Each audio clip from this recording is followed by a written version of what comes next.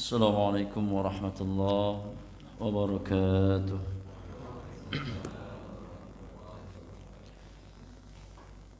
الحمد لله رب العالمين حمدا كثيرا طيبا مباركا فيه كما يحب ربنا ويرضاه. الصلاة والسلام على أشرف المرسلين المبعوث رحمة للعالمين نبينا محمد وآله وصحبه أجمعين ومن تبعهم بإحسان إلى يوم الدين وسلم تسليما كثيرا. فإن أصدق الحديث كتاب الله وخير الهدي هدي نبينا محمد صلى الله عليه وسلم وشر الأمور محدثاتها وكل محدثة بدعة وكل بدعة ضلالة وكل ضلالة في النار. أما بعد، إخواني وأخواتي في الله rahimani wa rahimakumullahu ajma'in. Jemaah sekalian, ikhwan dan akhwat yang semoga dirahmati oleh Allah Subhanahu wa taala. Yang pertama, kita bersyukur kepada Allah Subhanahu wa taala di pagi hari ini Allah kembali mempertemukan kita di majlis yang mulia ini dalam rangka bertafaqquh fid din, mempelajari agama Allah Subhanahu wa taala, dalam rangka bertaqarrub kepada Allah Subhanahu wa taala dengan ibadah yang sangat agung di sisi Allah Subhanahu wa taala, yakni ibadah yang bernama talabul ilmi syar'i. Salawat dan salam semoga tercurahkan kepada qudwah hasanah kita Nabiyur Rahmah Muhammad bin Abdullah salawatullahi wasalamuhu alaih, kepada keluarga beliau, kepada sahabat-sahabat beliau, dan kepada setiap umat Rasulullah sallallahu alaihi wasallam yang senantiasa istiqamah di atas petunjuk beliau, di atas apa yang Nabi sallallahu alaihi wasallam contohkan di dalam sunnah-sunnah beliau. Ikhwani wa akhwati fillah, mari kita lanjutkan pelajaran kita di dalam membahas risalah mukhtasar kitabil ilmi, risalah sederhana yang saya ringkas dari kitabul ilmi, buah karya fadilatul syekh al-allamah faqihuz zaman Muhammad ibn Salih al-Utsaimin rahmatullahi ta'ala alaihi rahmatan wasi'atan. Kita masih membahas adab yang ke-10 di antara adab-adab ilmu, yaitu at-tamassuku bil kitabi was sunnah, bertamassuk, berpegang teguh di atas Al-Quran dan sunnah Rasulullah sallallahu alaihi wasallam. Yani seorang talibul ilmi, seorang penuntut ilmu wajib untuk senantiasa berpegang teguh di atas tuntunan Al-Quranul Karim dan sunnah Rasulullah sallallahu alaihi wasallam, karena keduanya merupakan sabilun najat, jalan keselamatan, ya, wasabilus sa'adah, jalan kebahagiaan bagi seorang hamba dalam kehidupan dunia dan dalam kehidupan akhirat. Maka sejauh mana seorang talibul ilmi secara khusus dan seorang mukmin dan mukminah secara umum, sejauh mana dia bertamassuk di atas Al-Quran dan sunnah, maka sejauh itu kebaikan dan kebahagiaan yang akan dia dapatkan. Kita sampai pada perkataan penulis, ghafarallahu lahu wa liwalidayhi warruju'u ila kitabillahi yakunu bihifdhihi wa tadabburihi wal amali ala ma jaa bihi. Tafadhal, man yaqra?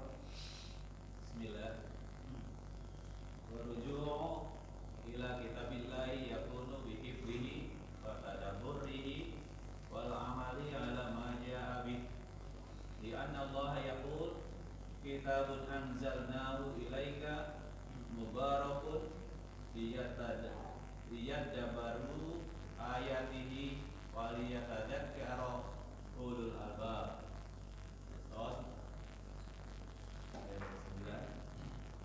Di anna tadabbur ayati yusilu ila fahmil makna wa tadabburu biha wal amalu bihadzal Qur'an.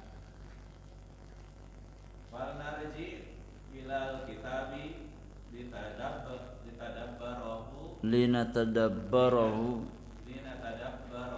wa lina'lama ma'aniyah. Tsumma nutabbiq ma jaa'a bih. Wa wallahi inna fihi sa'adata dunya wal akhirah. Yaqulu Allahu ta'ala wa man ittaba'a hudaya fala yadhillu wa la yashqa wa man a'rada 'an dzikri fa inna lahu ma'isatan dhanka wa nahsyuruhu yaumal qiyamati a'ma. Toha 123 sampai 124. Wa lihada la tajidu ahada an'amu balat wala asrahu sadran wala asadu tuma'ninatan fi qalbihi minal mu'minin abadan hatta wa in kana faqiran wal mu'minu asyaddun nasi insyarahan wa asyaddun nasi itmi'nanan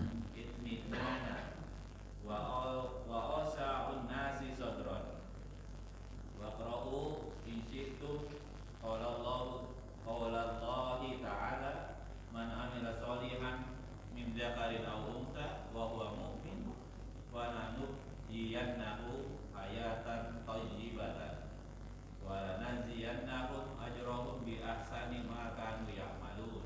An-Nahl ayat 97. Taib, hasbuk, jazakallahu khairan wa barakallahu fik. Taib, ikhwani wa akhwati fillah, apa makna rujuk atau kembali kepada Al-Qur'anul Karim? Ya, apa hakikat rujuk kepada Al-Qur'anul Karim? Kata penulis, warruju'u ila kitabillah, dan hakikat orang yang rujuk, yakni yang kembali kepada Kitabullah Azza wa Jalla, kepada Al-Qur'anul Karim, yakunu bihifdhihi wa tadabburihi wal amali ala ma jaa bihi. Yani seseorang yang rujuk kepada Al-Qur'an itu yang pertama dengan cara berusaha menghafalnya, bihifdhihi. Ya, kita kembali kepada Al-Qur'anul Karim dengan cara berusaha menghafalkan Al-Qur'an tersebut. Makanya seorang talibul ilmi ya harus ada usaha, harus ada upaya untuk menghafalkan Al-Qur'anul Karim. Ya, meskipun surat-surat pendek, ya, tapi ada keinginan, ada harapan, dan ada ikhtiar yang dia tempuh untuk berusaha menghafalkan Kitabullah Azza wa Jalla. Kita punya target paling tidak satu hari satu ayat untuk kita hafalkan. Ya, jangan sampai berlalu satu hari dalam kehidupan kita dan kita nggak punya sama sekali target untuk menghafalkan Kitabullah Azza wa Jalla. Kemudian yang kedua, di antara hakikat rujuk kepada Kitabullah, yakni tadabbur wa tadabburihi. Kita berusaha mentadaburi Al-Quran, mentadaburi makna-makna yang terkandung dalam firman-firman Allah Subhanahu wa taala. Ya. Kemudian yang ketiga, di antara makna ruju' ila kitabillahi azza wa jalla, kata penulis, wal amali ala ma jaa bihi, dan berusaha untuk mengamalkan, ya, konsekuensi yang ada dalam Al-Qur'anul Karim, berusaha untuk mengaplikasikan petunjuk Allah Subhanahu wa taala yang ada di dalam kitabullah azza wa jalla. Ini tiga hal, ya, yang merupakan bagian dari makna ar-ruju'u ila kitabillah azza wa jalla. Yang pertama apa jemaah? Hifdhuhu, berusaha menghafalkannya. Yang kedua apa? Tadabburuhu, berusaha mentadaburi Al-Qur'anul Karim. Yang ketiga, wal amal ala ma jaa bihi, dan berusaha mengamalkan apa-apa yang datang dalam Al-Qur'anul Karim. Karena tidak ada petunjuk yang terbaik bagi seorang hamba melainkan kitabullah azza wa jalla. Wa khairal hadyi hadyu Muhammadin sallallahu alaihi wasallam. Aw fa inna asdaqal hadits kitabullah wa khairal hadi hadi Muhammadin sallallahu alaihi wasallam. Ini akidah orang-orang beriman, bahwasanya sebaik-baik ucapan adalah kitabullah azza wa jalla, ya, dan sebaik-baik petunjuk adalah petunjuk yang dibawa oleh Muhammad bin Abdullah salawatullahi wasalamuhu alaihi. Dan di antara petunjuk yang dibawa oleh Nabi kita Muhammad sallallahu alaihi wasallam adalah Al-Qur'anul Karim. Ya, ini tiga hal yang merupakan bagian dari makna ar-ruju' ila kitabillah azza wa jalla. Lianna Allah yaqul, karena Allah tabaraka wa taala berfirman, ya, tentang hikmah terbesar diturunkannya Al-Qur'anul Karim. Untuk apa Al-Qur'an diturunkan oleh Allah Subhanahu wa taala? Apa hikmah terbesar Allah Subhanahu wa taala menurunkan kitabnya, ya, sebagai kitab yang terakhir, sebagai kitab penutup bagi kitab-kitab samawiyah sebelumnya? Apa hikmahnya? Kata Allah Subhanahu wa taala di dalam surat Shad ayat yang ke-29, kitabun anzalnahu ilaika mubarakun. Al-Quran itu adalah sebuah kitab yang kami turunkan kepada engkau wahai Muhammad, mubarak, yang penuh dengan keberkahan. Maka jemaah yang Allah muliakan, tatkala Allah Subhanahu wa taala mensifati Al-Qur'an dengan barakah, mubarakun, ya, maka ini isyarat bagi orang-orang beriman. Isyarat bagi orang-orang beriman, ya, jika kita ingin kehidupan kita diliputi dengan keberkahan, maka jangan jauh-jauh dari Al-Qur'anul Karim. Ya. Karena Al-Qur'an adalah kitab yang mubarak, diberkahi oleh Allah Subhanahu wa taala. Ya. Kalau kita ingin hidup kita berkah, maka bermuamalah bersama Al-Qur'anul Karim. Baca, pelajari Al-Qur'an, kaji Al-Qur'an, amalkan Al-Qur'an, dakwahkan apa yang ada dalam Al-Qur'anul Karim. Ini di antara kunci keberkahan hidup seorang hamba. Ya. Ini di antara kunci keberkahan hidup seorang hamba. Karena Allah mengatakan bahwasanya Al-Qur'an adalah kitab yang mubarak, yang diberkahi oleh Allah Subhanahu wa taala. Liyadabbaru ayatihi wa liyatadzakkara ulul albab. Hikmah yang pertama, ya, di antara hikmah turunnya Al-Qur'an, agar mereka menghayati ayat-ayatnya, kata Allah Subhanahu wa taala.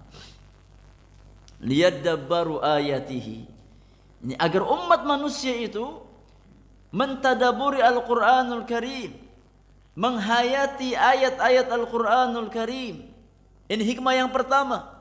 Kemudian hikmah yang kedua, waliyatadzakkara ulul albab, dan agar orang-orang yang berakal sehat mendapatkan pelajaran dari Al-Qur'an tersebut. Jadi ini dua hikmah. Yang pertama tadabbur, yang kedua tadzakkur. Ya. Yang pertama tadabbur, yang kedua tadzakkur. Ini di antara hikmah diturunkannya Al-Qur'anul Karim. Kata penulis, li'anna tadabburul ayat yusilu ila fahmil ma'na. Karena mentadaburi ayat-ayat Al-Qur'an, menghayati ya kandungan ayat-ayat Al-Qur'an, yusilu ila fahmil ma'na, akan mengantarkan seseorang untuk memahami maknanya. Ya kalau kita hanya sebatas baca tanpa kita tadabbur, maka kita nggak faham maknanya. Ya.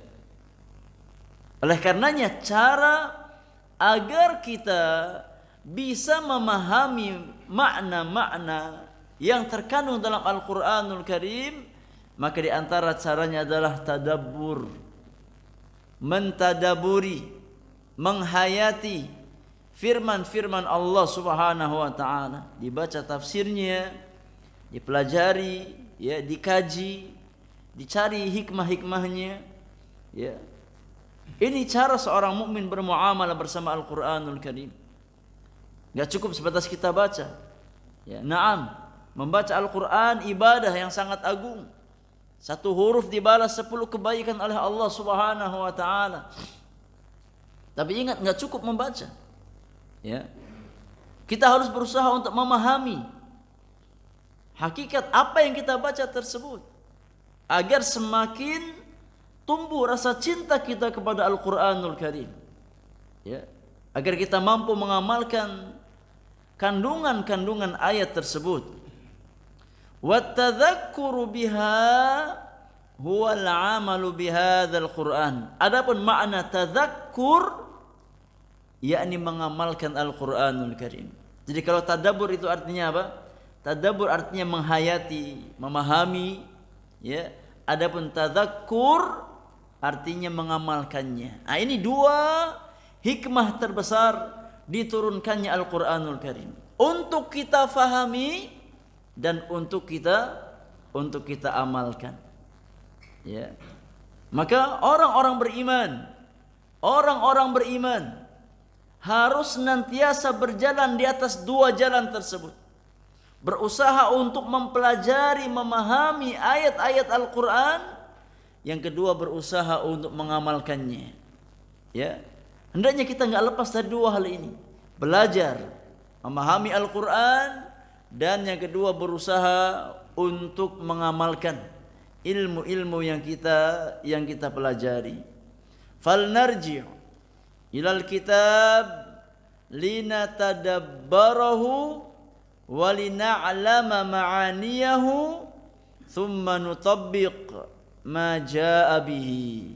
Maka hendaknya kita kembali, kita rujuk kepada Al-Qur'anul Karim, ya, dengan cara yakni mentadaburi, dengan cara berusaha mengilmui makna-makna ayat-ayat Al-Qur'anul Karim, kemudian kita tatbiq, kemudian kita praktekkan apa yang datang dalam Al-Qur'an tersebut dalam kehidupan kita sehari-hari. Ya. Jadi ini konsep hidup seorang mukmin.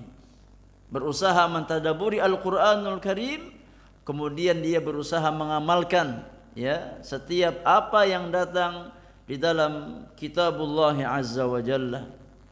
Kata penulis, wa wallahi, dan sungguh demi Allah, inna fihi sa'adatad dunya wal akhirah. Sesungguhnya fihi, dhamir hu di sini kembali ke mana? Fil Quran, ini fi kitabillah. Wallahi, dan sungguh demi Allah, inna fihi sa'adatad dunya wal akhirah. Sesungguhnya di dalam Al-Quran itu, di dalam kitabullah azza wa jalla itu terdapat kunci kebahagiaan dunia dan akhirat. Ya. Kalau kita ingin mencari kebahagiaan, maka cari bersama Al-Quranul Karim.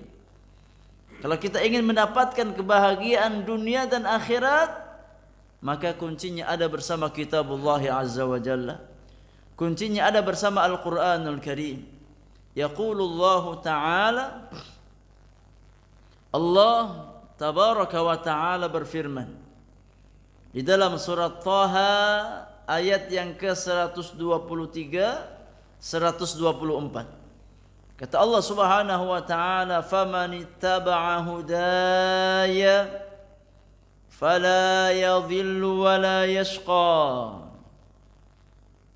Maka barang siapa yang ittiba', barang siapa yang mengikuti hidayahku, faman ittaba'a hudaya, barang siapa yang mengikuti hidayahku, apa garansi dari Allah Subhanahu wa ta'ala? Fala yadhillu wa la yashqa. Jaminannya kata Allah, orang yang mengikuti hidayah Allah, orang yang ikut petunjuk Allah Subhanahu wa ta'ala, maka dia tidak akan tersesat dan tidak akan sengsara. Ya. Enggak akan tersesat. Enggak akan celaka. Ya. Yakni orang yang berusaha mengikuti hidayah Allah Subhanahu wa ta'ala, maka dia di atas siratal mustaqim, di atas jalan yang lurus, dan di atas kebaikan, di atas kebahagiaan. Ya, enggak akan celaka, enggak akan tersesat. Ya. Maka berlaku mafhum mukhalafah dari ayat yang mulia ini. Berlaku pemahaman kebaikan dari ayat yang mulia ini. Ya, kalau seandainya orang yang berpegang teguh di atas Al-Quranul Karim, di atas hidayah Allah Subhanahu wa ta'ala, dia tidak akan tersesat dan tidak akan celaka, tidak akan sengsara. Maka kebalikannya adalah orang yang meninggalkan hidayah Al-Quran, orang yang acuh tak acuh terhadap petunjuk Al-Quranul Karim, maka dia pasti tersesat dan hidupnya pasti sengsara. Ya, ini sunnatullah azza wa jal. Ya, ini ketentuan Allah Subhanahu wa ta'ala yang Allah tetapkan dalam kehidupan hamba-hambanya. Ya, oleh karenanya di ayat yang selanjutnya, di ayat yang ke-124, Allah tabaraka wa ta'ala berfirman, "Waman a'rada 'an dzikri fa inna lahu ma'isyatan dhanka." Dan barang siapa yang berpaling dari peringatanku. Apa makna zikri di sini, ikhwan? Apa makna zikri di sini? Al-Qur'anul Karim. Waman a'rada 'an dzikri, dan barang siapa yang berpaling dari peringatanku.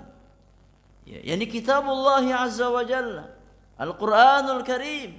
Siapa yang berpaling dari Al-Quran, siapa yang meninggalkan petunjuk Al-Quran, yang tidak peduli dengan hidayah Al-Quran, gak mau belajar, gak mau mengaji, ya, tidak mengamalkan petunjuk Al-Quranul Karim, apa balasannya jamaah yang Allah muliakan? Fa inna lahu ma'isyatan dhanka. Maka sungguh dia akan mendapatkan kehidupan yang sempit. Ya, kehidupan yang sempit. Ini balasan bagi orang yang ini meninggalkan petunjuk Al-Quranul Karim, berpaling, i'rad dari petunjuk Al-Quranul Karim, maka dia pasti akan sempit hidupnya. Ya, sempit hidup di dunia, terlebih di akhirat, na'udzubillahi min dzalik. Dan di antara bentuk kesempitan hidup di akhirat nanti, apa kata Allah? Wa nahsyuruhu yaumal qiyamati a'ma. Dan kami akan bangkitkan dia di hari kiamat nanti. Ya, kami akan kumpulkan dia di hari kiamat nanti. Orang yang berpaling dari Al-Quran itu dalam kondisi a'ma, dalam kondisi buta kedua matanya. Nah, ini diantara bentuk kesempitan hidup di akhirat bagi orang yang berpaling dari kitabullah azza wa jalla. Adapun di dunia maka jangan tanyakan. Ya. Orang yang berpaling dari Al-Qur'anul Karim, jangan tanyakan kesempitan hidupnya di dunia. Ya, karena itu pasti. Itu sunnatullah azza wa jalla. Bagi setiap orang yang berpaling dari petunjuk Al-Qur'anul Karim, maka hidupnya pasti sempit. Jamaah yang Allah muliakan, kalau antum punya buku ya tafsir karya al-Imam Abul Fida Ismail ibn Katsir rahimahullahu taala, coba antum baca itu buku. Ya, tafsir surat An-Nahl, tafsir surat apa? Surat Thaha 123 124. Coba dibaca tafsirnya. Ya, beliau bawakan penafsiran yang sangat luar biasa.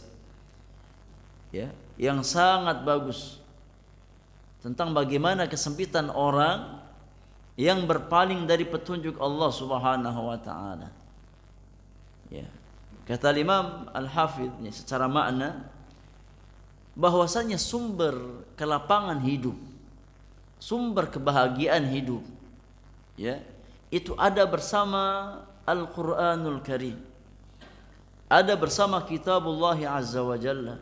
Maka mustahil, tidak mungkin seseorang itu akan mendapatkan kelapangan dalam hidupnya, ya, selama hatinya kosong dari Al-Quran. Gak mungkin hidupnya lapang selama hatinya jauh dari petunjuk Al-Quranul Karim, ya. Karena masdarus sa'adah, sumber kebahagiaan, ya, masdar tuma'nina, sumber ketenangan hidup, itu ada bersama kitabullah azza wa jalla.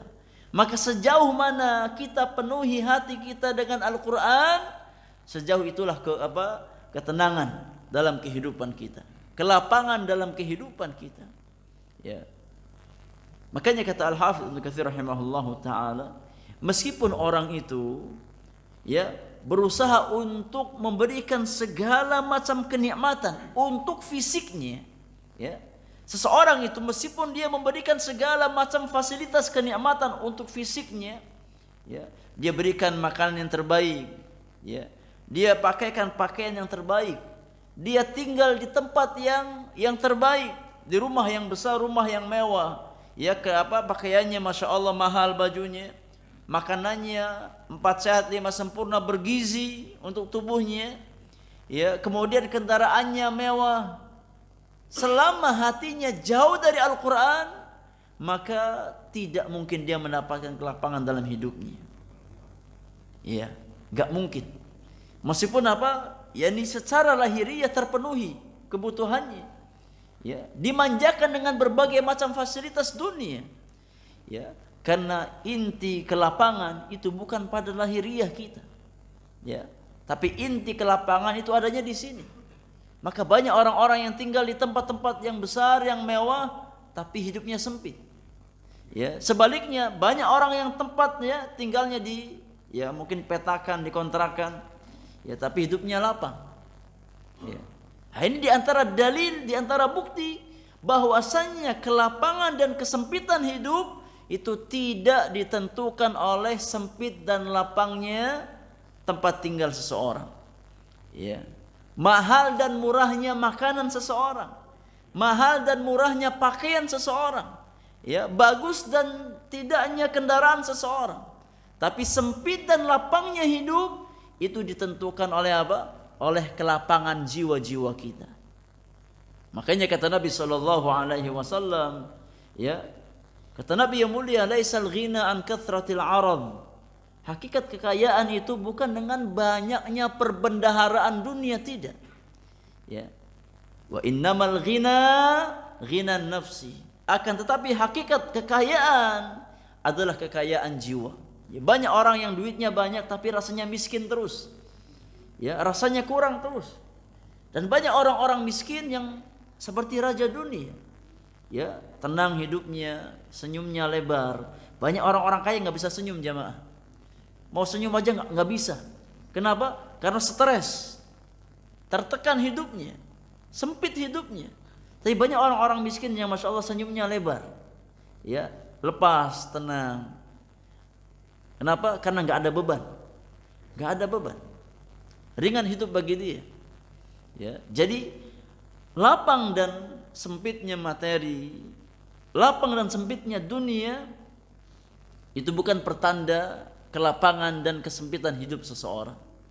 Ya, maka kita harus faham konsep ini. Ya, orang-orang beriman harus faham konsep yang diajarkan oleh Allah dan Rasulnya sallallahu alaihi wasallam, bahwasanya sumber kebahagiaan kita, sumber kelapangan hidup kita ada bersama kitabullah azza wa jalla, ada bersama petunjuk Al-Quran dan sunnah Rasulullah sallallahu alaihi wasallam. Walihada, oleh karena itu kata penulis, la tajidu ahadan, engkau tidak akan mendapatkan seseorang, an'amu balan, ya, yang lebih, yakni yang lebih apa?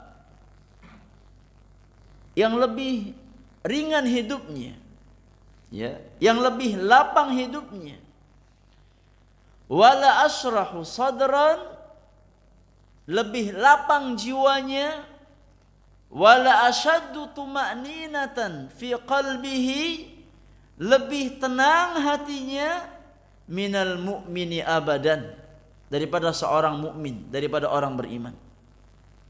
Ya, engkau tidak akan mendapatkan orang yang pikirannya lebih tenang, hatinya lebih tenang, ya, jiwanya lebih lapang daripada kehidupan seorang mukmin yang hak, ya, daripada kehidupan orang-orang beriman.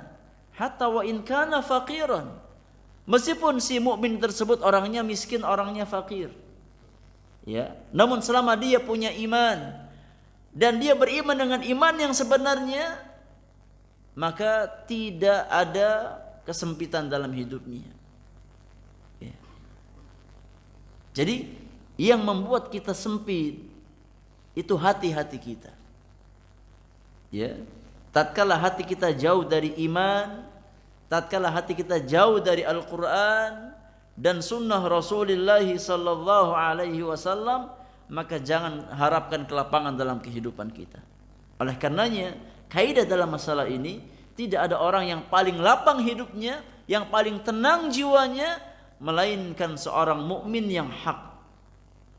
Ya, melainkan orang-orang yang beriman, yang berusaha untuk iltizam, untuk istiqamah di atas keimanannya kepada Allah Subhanahu wa taala, hatta wa in kana faqiran, ya, meskipun dia orang yang miskin, ya, selama dia punya iman, maka enggak ada masalah, ya, enggak ada masalah. Fal mu'minu asyaddun nasi insyirahan wa asyaddun nasi itmi'nanan wa awsa'un nasi sadran.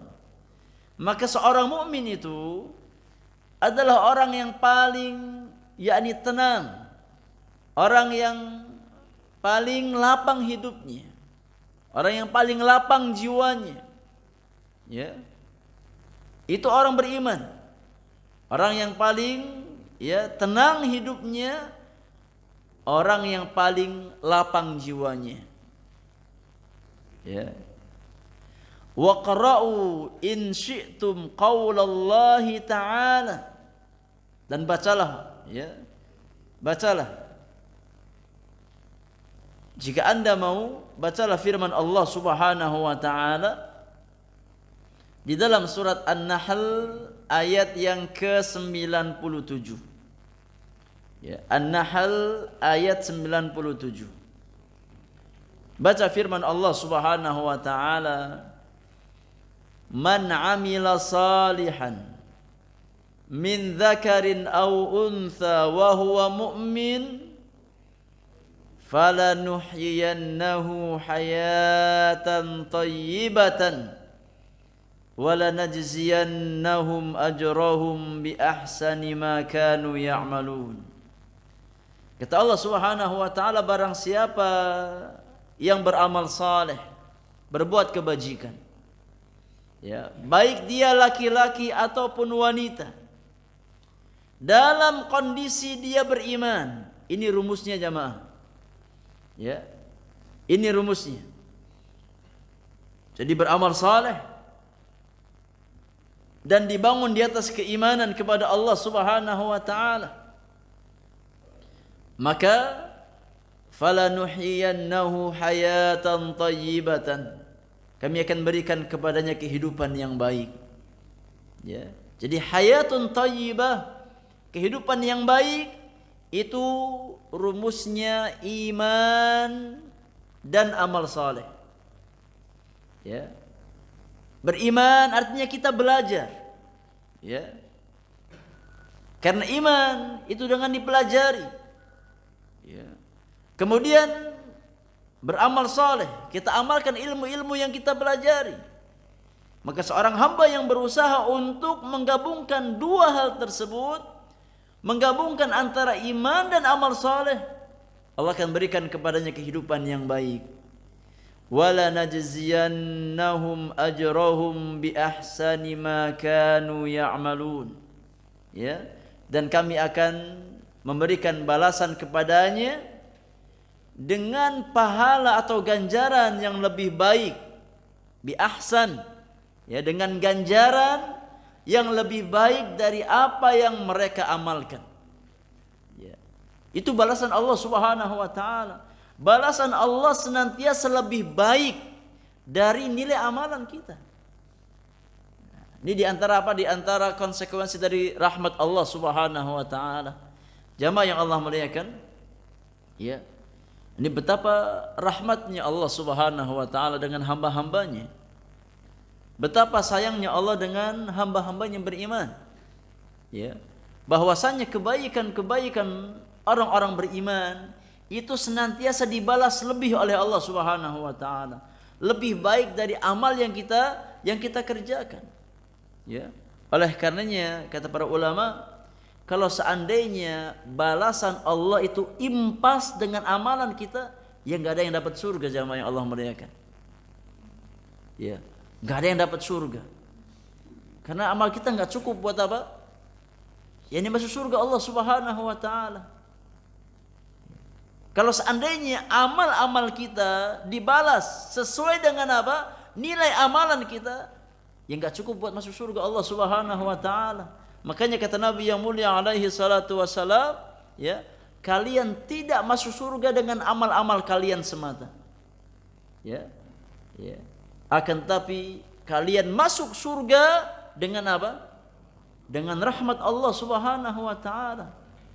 Bukan dengan amal-amal kita, tapi dengan rahmat Allah Subhanahu wa taala.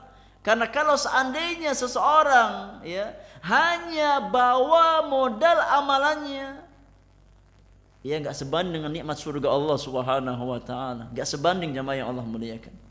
Ya. Dikabarkan kalau seandainya apa kita ini, ya, ibadah kita semasa hidup kita, ya, dibandingkan dengan semua nikmat Allah Subhanahu wa taala yang Allah berikan kepada kita, maka enggak cukup untuk membalas nikmat Allah Subhanahu wa taala. Ya. Kalau seandainya semua amal kebaikan kita dibandingkan dengan semua nikmat yang Allah berikan dalam kehidupan dunia kita, enggak cukup untuk membalas nikmat-nikmat tersebut. Ya, apalagi untuk kebaikan surga Allah Subhanahu wa taala. Ya, makanya orang-orang beriman senantiasa memuji Allah Subhanahu wa taala. Ya. Semua kebaikan yang dia dapatkan dari Allah Subhanahu wa taala. Ya, dan kelak dimasukkan ke dalam surga Allah Subhanahu wa taala semata-mata dengan rahmat dan karunia Allah Subhanahu wa taala.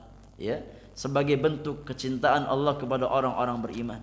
Kalau kita, ya, bawa modal amalan kita, ya, yang sangat sedikit, ya, salat, ya, kadang terlambat, ya, atau seringnya masbuk, ya, ngaji, kadang ngantuk. Iya. Iya, puasa gak lepas dari hal-hal yang ya sifatnya apa? Gak berfaedah atau mungkin bahkan dosa. Ya. Dan yang lain. Ya. Kalau seandainya kita hanya membawa modal amal-amal kita, maka tidak akan cukup untuk yakni masuk ke dalam surga Allah Subhanahu wa taala. Falhamdulillah alladzi bi ni'matihi tatimmus shalihat. Ya. Jadi kunci kehidupan yang baik adalah iman dan amal saleh. Pertanyaannya jemaah yang Allah muliakan, apa makna hayatun thayyibah?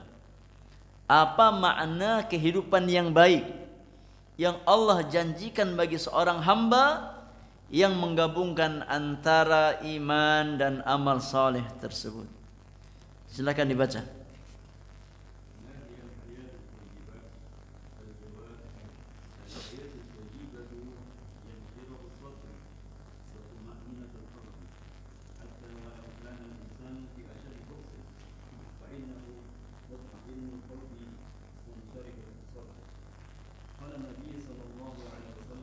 Allah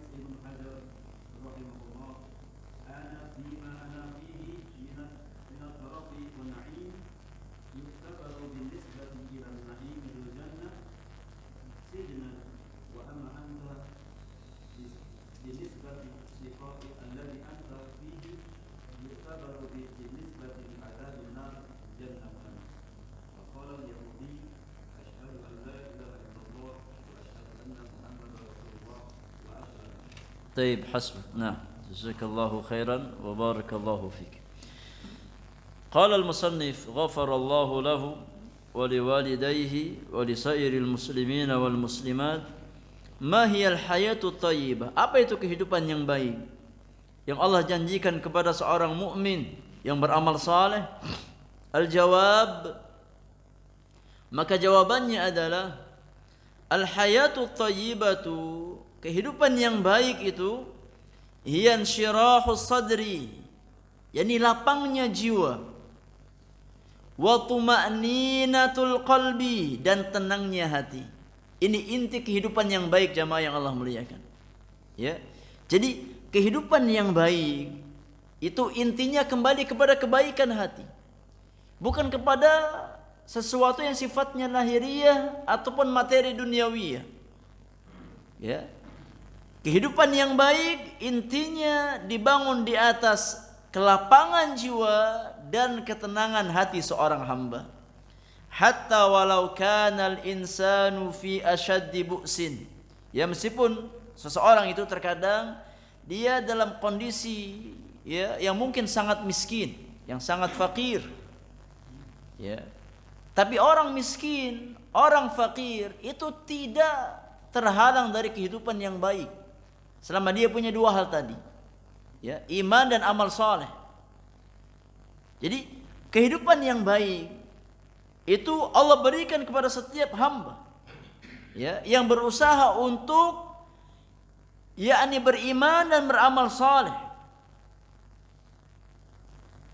Meskipun secara materi duniawi, ya, mungkin dia enggak punya.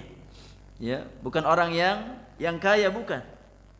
Tapi selama dia berusaha untuk beriman kepada Allah dengan keimanan yang benar dan berusaha beramal saleh, maka Allah berikan kehidupan yang baik tersebut untuk dirinya. Fa innahu mutmainnul qalbi munsyarihus sadri. Ya, dia senantiasa tenang hatinya dan lapang jiwanya. Meskipun dia orang yang fakir. Qala an-nabiy sallallahu alaihi wasallam, Nabi yang mulia alaihi salatu wasallam bersabda, ajaban li amril mu'min, sungguh menakjubkan urusan orang beriman itu. Inna amrahu kullahu khair, sesungguhnya urusannya berbuah kebaikan bagi dirinya. Ya, semua urusannya berbuah kebaikan bagi si mukmin tersebut. Walaysa dzaka li ahadin illa lil mu'min, dan kebaikan urusan itu tidak mungkin didapatkan kecuali oleh seorang mukmin. Ya, kebaikan dalam setiap urusan tidak mungkin diraih kecuali bagi orang-orang beriman. In asabathu dharra'u sabar fakana khairan lahu. Seorang mukmin itu tatkala ditimpakan kesempitan oleh Allah, diberikan ujian oleh Allah Subhanahu wa taala, maka dia bersabar. Maka sabarnya orang beriman atas kesempitan yang Allah berikan kepada dirinya berbuah kebaikan untuknya. Wa in asabathu sarra'u syakar, dan apabila seorang mukmin diberikan kelapangan oleh Allah, diberikan kenikmatan oleh Allah Subhanahu wa taala, maka dia sikapi kebaikan tersebut dengan bersyukur kepada Allah Subhanahu wa taala. Sabar dikala sempit dan syukur dikala nikmat. Ini kunci kebaikan, ya, dalam kehidupan orang-orang beriman. Dan kita hidup di antara dua hal tersebut. Imma syukur, imma sabar. Enggak lepas dari dua hal ini. Ya. Karena yang namanya hidup itu imma kelapangan, imma kesempitan. Kadang kita diberikan nikmat oleh Allah, maka sikapi dengan bersyukur. Dan kadang kita diuji oleh Allah Subhanahu wa taala dengan berbagai macam kesempitan, maka hendaknya kita bersabar. Ya, maka tatkala seorang mukmin berusaha untuk berjalan di atas konsep syukur dan sabar, insyaallah dia di atas kebaikan. Ya. Insyaallah dia di atas kebaikan. Al-kafir idza asabathu ad-dharra la yasbir. Orang-orang kafir itu tatkala diberikan kesempitan maka enggak punya kesabaran. Ya, enggak bisa bersabar. Tatkala diuji oleh Allah Subhanahu wa taala dengan kesempitan maka dia enggak bisa bersabar. Beda dengan orang-orang beriman. Ya. Bal yahzan wa tadhiqu alaihi dunya. Orang-orang yang tidak beriman kepada Allah Subhanahu wa taala, orang-orang kafir, tatkala diberikan kesempitan dalam kehidupannya maka dia bersedih hati. Ya. Dia bersedih hati dan dunia serasa sempit bagi dirinya. Wa rubbama intahara wa qatala nafsahu. Ya, bahkan enggak jarang orang kafir itu tatkala diberikan kesempitan, ya, enggak punya solusi, enggak punya iman. Akhirnya yang ada apa? Yang ada bunuh diri. Ya, enggak sabar. Ya, yang ada bunuh diri. Padahal bunuh diri itu bukan solusi. Ya. Bukan cara untuk melepaskan dari masalah. Yang ada tambah masalah. Ya. Walakinnal mu'min yasbir. Akan tapi orang beriman, maka dia akan bersabar. Tatkala diberikan cobaan oleh Allah Subhanahu wa taala, diberikan ujian oleh Allah Subhanahu wa taala, maka dia sikapi dengan bersabar.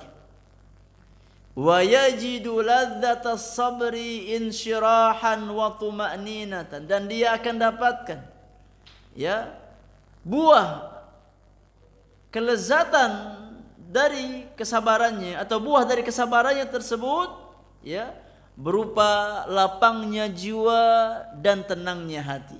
Ini diantara buah yang manis ya yang dipetik oleh seorang mukmin tatkala dia bersabar dalam menghadapi ujian Allah Subhanahu wa taala ya, maka jiwanya semakin lapang, hatinya semakin tenang. Walidzalik, oleh karena itu, takunu hayatuhu thayyibatan, kehidupan seorang mukmin adalah kehidupan yang baik ya.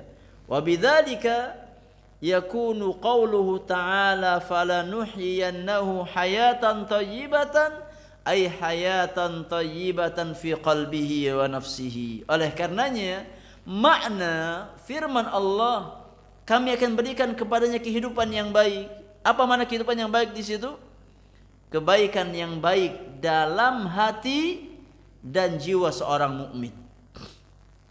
Ya, bukan sesuatu yang sifatnya lahiriah. Ya, tapi kebaikan hati dan kebaikan jiwanya. Karena itulah inti dari kebaikan dan kebahagiaan seorang hamba. Yang terakhir, ya, penulis membawakan sepenggal kisah yang dialami oleh al-Imam Al-Hafidh Ibnu Hajar Al-Asqalani rahimahullahu taala. Ba'dul al-mu'arrikhin, sebagian ahli sejarah, alladzina takallamu an hayatil Hafidh Ibnu Hajar, yang berbicara tentang sisi kehidupan Al-Hafidh Ibnu Hajar Al-Asqalani, ya, penulis kitab Fathul Bari, Syarah Sahih Al-Bukhari. Wa kana qadhi qudati Misr fi ahdi.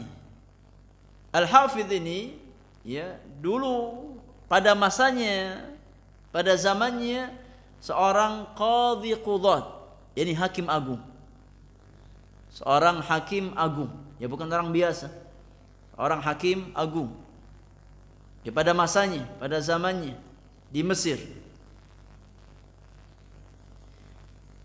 Kana idza jaa ila makani amalihi ya'ti bi'arabatin tajruha al-khuyul aw al-bighal fi mawkib. Beliau ini ya tatkala datang seorang pejabat pemerintah, seorang pejabat ya, seorang hakim agung. Tatkala beliau datang ke tempat kerjanya ya, maka beliau datang dengan naik arabah, ini kereta. Ya, bukan kereta api, bukan. Ya. Kereta yang apa? Yang iya dituntun oleh kuda. Ya, seperti delman gitu ya. Seperti delman. Ya, tapi memang kereta kuda. Ya. Ini kendaraan beliau. Ini kendaraan yang bagus, yang dituntun oleh kuda, atau bukan dituntun ya, ditarik, karena kuda nggak nuntun, kuda narik. Ya. Famarra dzata yaumin birajulin yahudiyyin fi Misra Zayyat. Maka suatu hari tatkala beliau yakni keluar untuk ke tempat kerjanya, ya, berangkat dari rumah ke tempat kerjanya, ke kantornya, di tengah jalan beliau melewati seorang Yahudi. Ya, seorang laki-laki Yahudi Zayyat, ini penjual minyak. Penjual minyak. Wa 'adatan yakunu Zayyatu wasikhat thiyab, dan ghalibnya umumnya ya penjual minyak itu pakaiannya kotor. Pakaiannya kotor, pakaiannya berminyak. Ya. Apalagi zaman dulu. ya mungkin diangkat ya, atau mungkin didorong, maka secara umum kondisi penjual minyak itu pakaiannya kotor, dan si Yahudi ini jualan minyak, jual minyak, ya, zayyat.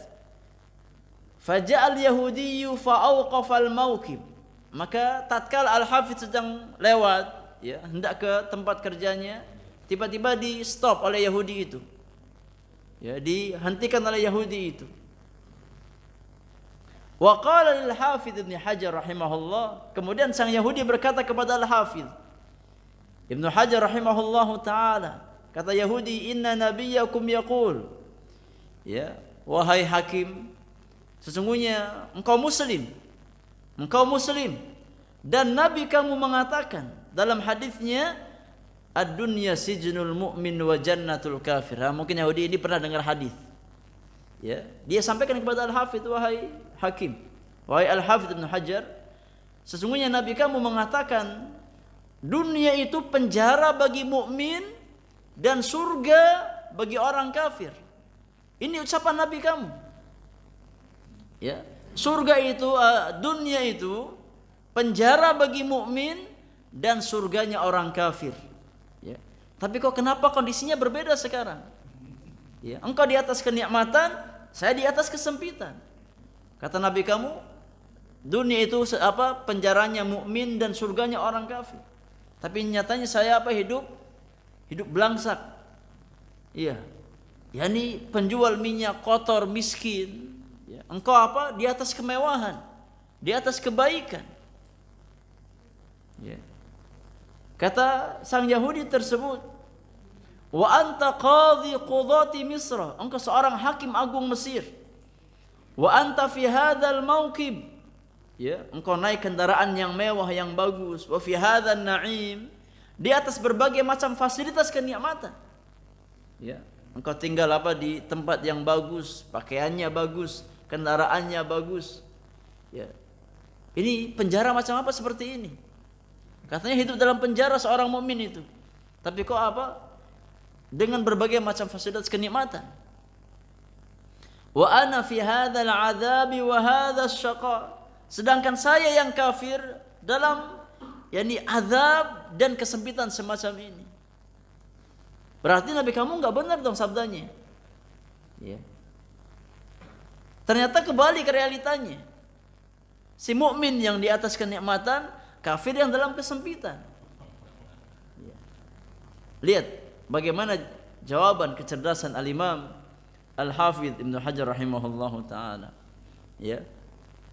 Kalau antum yang ditanya, ya, antum Masya Allah, orangnya orang kaya, fasilitas serba ada. Kemudian ada orang kafir miskin. Ya, orang kafir miskin datang ke antum berkata persis seperti ucapan Yahudi ini. Kira-kira apa jawaban antum? Apa jawaban antum?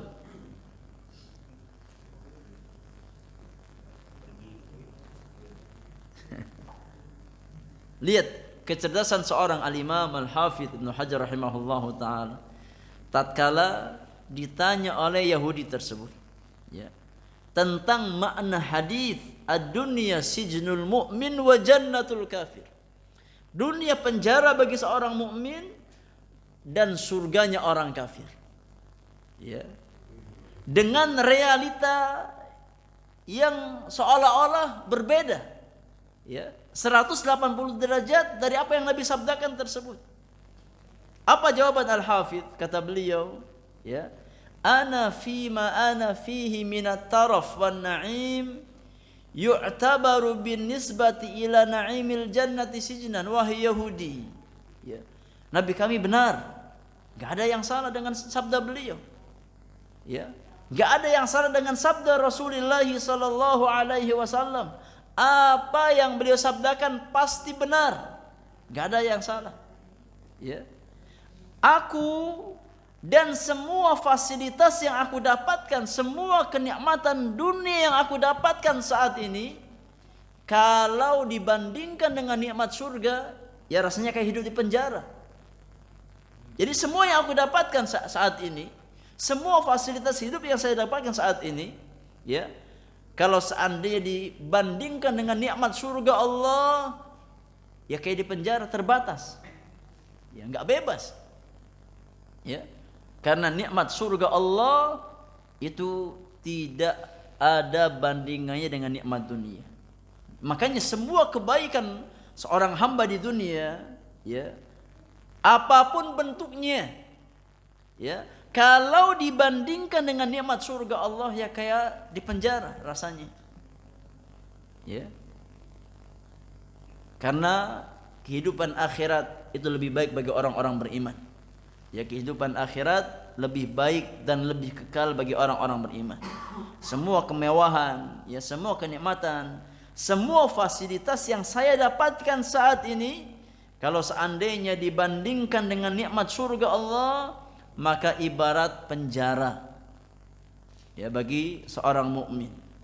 Wa amma anta, adapun ente, ya, adapun kamu, binisbati lisyaqa'il ladzi anta fihi yu'tabaru binisbati li'adzabin nari jannah. Ya, adapun kamu wahai Yahudi, ya, semiskin apapun hidupmu di dunia, ya, sesempit apapun hidupmu di dunia, engkau masih bisa nafas, masih bisa jalan, masih bisa makan, ya. Kalau seandainya kesempitan kamu dibandingkan dengan kesempitan neraka Allah nanti, ya, maka itu surga bagi kamu. Ya, di neraka nggak bisa lagi jualan apa, jualan minyak. Ya, nggak bisa jalan, nggak bisa kemana, nggak bisa kemana. Ya, terkurung dalam neraka Allah Subhanahu Wa Taala. Maka semua kesempitan yang kau rasakan di dunia saat ini, itu surga bagi kamu. Ya. Karena kalau kembali ke neraka, engkau meninggal di atas apa? Di atas kekufuranmu dan masuk neraka, maka yang ada azab dan azab. Ya. Dah enggak ada kehidupan lagi dah di neraka. Ya. Oleh karenanya, semua kesempitan yang dirasakan oleh orang-orang kafir di dunia ini, kalau dibandingkan dengan sempitnya neraka Allah, dengan azab neraka Allah, itu surga bagi mereka. Ya, itu surga bagi mereka. Karena di neraka Allah Subhanahu wa taala enggak ada lagi kebaikan-kebaikan semacam itu. Ya, yang ada adalah azab dan adab, dan kekal dalam azab Allah Subhanahu wa taala. Kalau dia meninggal di atas kekufuran kepada Allah Subhanahu wa taala. Apa hasilnya jamaah? Lihat jawaban yang sangat simpel. Ya, namun masuk di akal dan logika orang Yahudi tersebut. Ya, faqala, maka si Yahudi pun mengatakan asyhadu alla ilaha illallah wa asyhadu anna Muhammadan Rasulullah, fa aslam, maka dia pun masuk Islam. Ya, di hadapan Al-Hafidz Ibnu Hajar rahimahullahu taala. Ini masuk logikanya. Ya. Oh iya. Ya, si mukmin meskipun apa, dengan berbagai macam kenikmatan yang dia dapatkan, kalau dibandingkan dengan nikmat surga, enggak ada apa-apanya, seperti dalam penjara. Sedangkan kafir, ya, meskipun sesempit apapun hidupnya, itu surga bagi dia. Masih bisa bernafas, masih bisa makan, masih bisa kumpul dengan keluarganya. Kalau di neraka enggak ada lagi seperti itu. Yang ada azab dan azab. Ya, akhirnya dia pun mengucapkan dua kalimat syahadat dan dia pun masuk Islam, ya, dengan wasilah Al-Hafidz Ibnu Hajar rahimahullahu taala. Ya, ini di antara bentuk kecerdasan para ulama, ya, di dalam memahamkan kepada seseorang. Taib Allahu taala alam bisawab. Untuk materi kita cukupkan sampai di sini. Jemaah yang Allah muliakan. Tapi masih ada waktu kurang lebih sekitar 5 sampai 7 menit. Ya, kalau ada hal-hal yang ingin ditanyakan, kita beri kesempatan seputar apa yang kita bahas di pagi hari ini. Wallahu taala a'lam bis-shawab.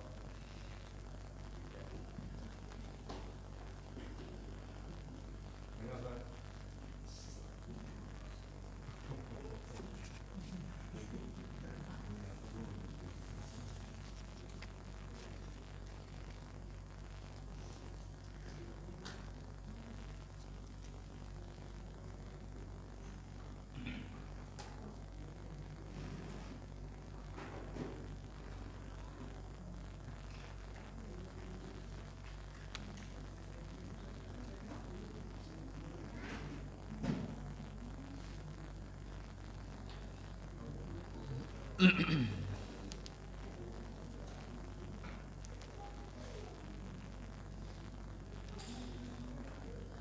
pada pertanyaan dari ibu-ibu. Assalamualaikum waalaikumsalam warahmatullahi wabarakatuh. Ana ingin bertanya, saya pernah membaca dari sahabat Ali bin Abi Thalib radhiyallahu anhu bahwa apabila doa kita dikabulkan oleh Allah, maka kita bersyukur. Dan apabila doa kita tidak dikabulkan oleh Allah Ta'ala, kita bersyukurnya lebih dari 10 kali.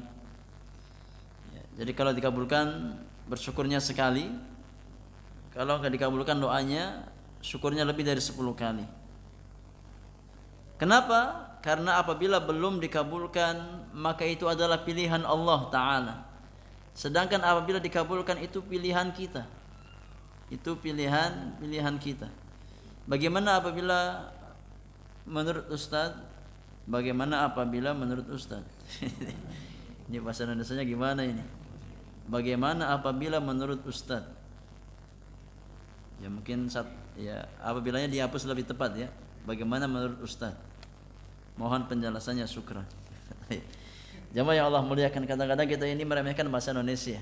Ya, meremehkan pelajaran bahasa Indonesia padahal kita butuh belajar bahasa Indonesia juga. Iya. Karena kita komunikasi dengan bahasa Indonesia. Taib ala kulli hal, ikhwani fillah zakumullah. Yakni yang pertama, tatkala kita menukilkan sesuatu maka pastikan sumbernya. Dari mana kita nukilkan? Ya, agar kita bisa meng-cross check kira-kira nukilan tersebut valid atau tidak. Ya. Kita harus cross check nukilan tersebut sahih atau tidak. Ya. Ala kulli hal, yakni seorang mukmin ya harus memahami bahwasannya tatkala dia berdoa kepada Allah Subhanahu wa taala dan dia sudah berusaha untuk memenuhi syarat-syarat doa dan adab-adab doa agar doanya didengar oleh Allah Subhanahu wa taala, maka kita harus berhusnudzon kepada Allah Subhanahu wa taala bahwasannya Allah akan mengijabah doa kita. Ya, karena itu janji Allah Subhanahu wa taala bagi setiap hamba yang mau berdoa kepadanya. Wa qala rabbukum ud'uni astajib lakum. Dan Rabbmu berkata, ud'uni, berdoalah kepadaku, astajib lakum, niscaya aku akan ijabah doamu. Ya, maka seorang mukmin tatkala dia berusaha untuk berdoa kepada Allah, maka kita harus menghadirkan hati kita bahwasanya Allah akan mendengar doa kita dan Allah akan mengijabah doa kita. Ya. Namun jemaah yang Allah muliakan, seringkali kita salah faham tentang makna ijabatu doa. Seringkali kita salah faham tentang makna Allah mengijabah doa seorang hamba. Ya. Mayoritas kita itu memahami bahwasanya makna ijabatu doa adalah Allah berikan secara kontan apa yang kita mau. Ya, ini apa? Ya, ini pemikiran kebanyakan manusia. Tatkala dia meminta kepada Allah Subhanahu wa taala berdoa, ya, kemudian doanya dikabulkan, itu maknanya Allah berikan secara cash, secara kontan apa yang dia mau. Ya Allah, ya. Yakni saya sudah 10 tahun menjadi kontraktor. Ya, kontrak sana, kontrak sini. Saya pengen punya rumah sendiri ya Allah, meskipun mungkin enggak lebar, hanya 10 kali 10 ya Allah. Lebar enggak 10 kali 10 jemaah? Hah? Luas enggak 10 kali 10? Luas ya? Oh iya. Luas dan sempit itu relatif jemaah. Iya. Ya, sempit dan luas bangunan itu relatif. Ya, ada orang yang menilai 10 kali 10 sangat sempit. Ada orang yang menilai 2 kali 3, Masya Allah luas sekali. Iya. Semua kembali ke mana? Semua kembali ke hati tadi. Iya. Jadi pola pikir kebanyakan manusia, ya, tatkala dia mendengar kata ijabatu doa, artinya diberikan langsung. Ya, dia minta rumah, akhirnya Allah beli dia rumah. Nah, itu baru namanya Allah kabulkan doanya. Dia sudah doa dari 5 tahun yang lalu, ya Allah, ya, mudah-mudahan segera dapat status baru dari kontraktor jadi pemilik rumah sendiri. Ya, sudah minta dari 5 tahun yang lalu tapi nggak pernah diijabah sama Allah Subhanahu Wa Taala. Berarti Allah nggak kabulkan doa saya. Ya. Nah, ini pemahaman yang sempit tentang makna ijabatu doa. Ini pemahaman yang sempit tentang makna pengkabulan doa. Berarti kita belum paham tentang hakikat doa tersebut dan hakikat bagaimana Allah mengijabahkan doa seorang hamba. Ya. Berarti kita belum membaca atau mungkin kita belum mendengar sabda Rasulullah sallallahu alaihi wasallam bahwasannya cara Allah mengijabah doa seorang hamba itu ada 3 jamaah yang Allah muliakan. Ya, cara Allah mengijabah doa seorang hamba itu ada 3. Yang pertama kata Nabi yang mulia, imma an yu'ajjila lahu fid dunya, Allah segerakan apa yang dia minta Allah berikan di dunia. Ini Allah berikan secara kontan. Ya. Itu bagian dari cara Allah mengijabah doa seorang hamba. Yang kedua, wa imma an yaddakhira lahu fil akhirah. Allah enggak berikan secara kontan, tapi Allah jadikan sebagai simpanan. Ya, sebagai simpanan kebaikan untuk dia petik di akhirat nanti. Jadi bukan maknanya tatkala Allah enggak berikan kita secara kontan, Allah enggak ijabah doa kita, tidak. Ya. Ada kemungkinan yang kedua. Kata Nabi yang mulia, Allah simpan doa yang dia minta untuk kebaikan akhiratnya. Dan orang-orang beriman punya prinsip bahwasannya wal akhiratu khairun laka minal ula. Ya, kebaikan akhirat itu lebih utama daripada kebaikan dunia. Ya, makanya kita nggak boleh suudzon kepada Allah. Kita sudah minta puluhan tahun tapi nggak pernah Allah dengar. Ah, ini suudzon. Dari mana ya? Apa Anda memastikan Allah nggak dengar? Bukankah Allah As-Sami'ul Alim? Ya, Anda belum faham makna pengkabulan doa. Ya, yang namanya Allah mengijabah doa bukan secara kontan saja. Yang kedua, kata Nabi yang mulia, Allah jadikan sebagai simpanan kebaikan si hamba tersebut. Ya, dengan hikmah Allah, dengan ilmu Allah Subhanahu Wa Taala. Dan ingat, pilihan Allah itulah yang terbaik bagi seorang mukmin. Ya. Kalau seandainya Allah berikan secara kontan, apa yang engkau minta mungkin gak baik buat Anda. Ya. Ya Allah, ya, pengen ganti mobil. Ya. Pengen apa ganti mobil. Minta sama Allah Subhanahu Wa Taala. Boleh apa tidak? Boleh. Gak dilarang. Ya. Gak dilarang, boleh. Ya. Namun tatkala Allah Subhanahu Wa Taala belum berikan kepada kita saat ini, jangan suudzon.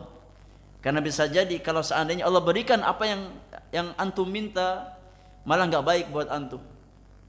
Ya. Yang awalnya Sabtu pagi rajin ke Al-Qomroh, punya mobil baru, bawaannya pengen nyobain mobil baru terus. Ya, akhirnya diatur jadwalnya sampai setahun ke depan tuh. Ya, nanti pekan ini perginya ke sini. Ya, pekan depan, kerjaannya apa? Kerjaannya jalan-jalan terus. Akhirnya lupa talabul ilmi. Ya, akhirnya lupa ibadah. Salat 5 waktu enggak lagi di masjid karena sibuk jalan-jalan terus. Salatnya di jalan terus. Iya. Itu mungkin enggak baik buat antum. Ya, mungkin enggak baik buat antum, makanya Allah enggak berikan secara langsung. Tapi Allah simpan untuk kebaikan antum di akhirat nanti. Atau yang ketiga kata Rasulullah sallallahu alaihi wasallam, ya, imma an yasrif lahum minasu biqadri du'aihi. Allah Subhanahu Wa Taala, ya, memalingkan keburukan dari orang tersebut sesuai dengan kadar doa yang dia minta. Yang harusnya terjadi keburukan enggak menimpa dirinya. Dengan apa? Dengan doa tersebut. Ya, seharusnya apa terjadi musibah nggak menimpa dirinya karena doa yang dia minta kepada Allah Subhanahu wa taala. Ya. Mungkin di jalan apa dia lagi naik motor, tiba-tiba ngantuk, oleng. Allah selamatkan dia. Ya. Yang kalau seandainya dia kecelakaan mungkin bisa ratusan juta dia itu. Ya. Ya mungkin ratusan juta itu Allah gantikan. Ya. Sebagai apa? Sebagai kompensasi dari doa yang kita minta kepada Allah Subhanahu wa taala. Ya. Mungkin rumah yang belum Allah kasih kepada kita, ya gantinya itu. Ya kalau seandainya apa kita kecelakaan mungkin seharga rumah yang kita minta kepada Allah Subhanahu wa taala. Ya. Jadi seorang mukmin harus faham tentang fikih doa. Ya. Kita berusaha untuk berdoa dengan adab-adabnya, dengan syarat-syaratnya. Setelah itu kita berusaha untuk berhusnudzon kepada Allah Subhanahu wa taala. Ya. Yang jelas apa yang Allah pilihkan untuk kita, ya, itu yang terbaik buat kita. Ya, itu yang terbaik buat kita. Wallahu a'lam bis-shawab. Nah. Sudah cukup. Ya, insyaallah. Ya. Ini ujian. Ya. Ujian buat antum, harus bersabar. Ini tiap pekan angkat tangan tapi nggak pernah dikasih pertanyaan. Sabar. Ya, mungkin itu yang terbaik buat antum. Baik, barakallahu fikum. Insyaallah kita lanjutkan di pekan depan, ikhwani filazakumullah. Wallahu taala alam bisawab wa sallallahu ala nabiyyina Muhammadin wa alihi wa sahbihi ajma'in. Wa akhiru da'wana alhamdulillahi rabbil alamin. Subhanakallahumma wa bihamdika asyhadu an la ilaha illa anta astaghfiruka wa atubu ilaik. Assalamualaikum warahmatullahi wabarakatuh.